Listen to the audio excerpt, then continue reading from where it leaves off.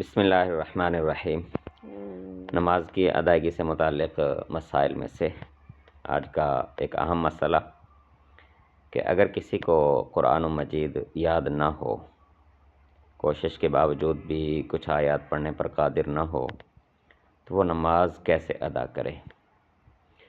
سنن نسائی حدیث نمبر 925۔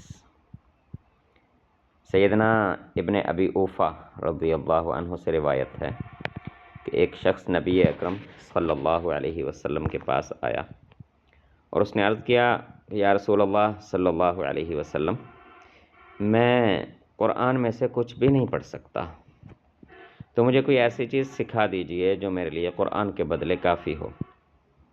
آپ صلی اللہ علیہ وسلم نے فرمایا، سبحان اللہ والحمد للہ ولا الہ الا اللہ واللہ اکبر ولا حول ولا قوت الا باللہ، یہ پڑھ لیا کرو۔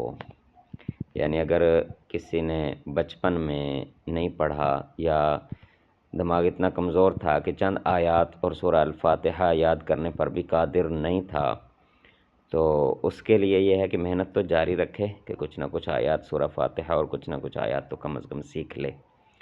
لیکن اگر ایسا ممکن نہ ہو تو پھر اس کے لیے یہ چند کلمات ہیں، ان میں سے جتنے یاد ہو جائیں۔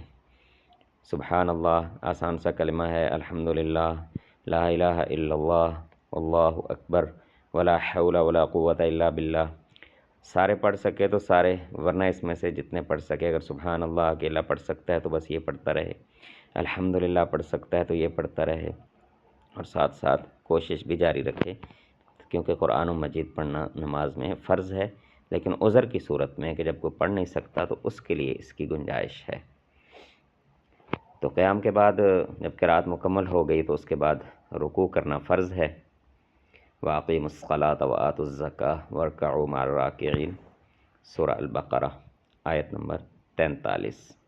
اور نماز قائم کرو اور زکوٰۃ ادا کرو اور رکوع کرنے والوں کے ساتھ رکوع کرو۔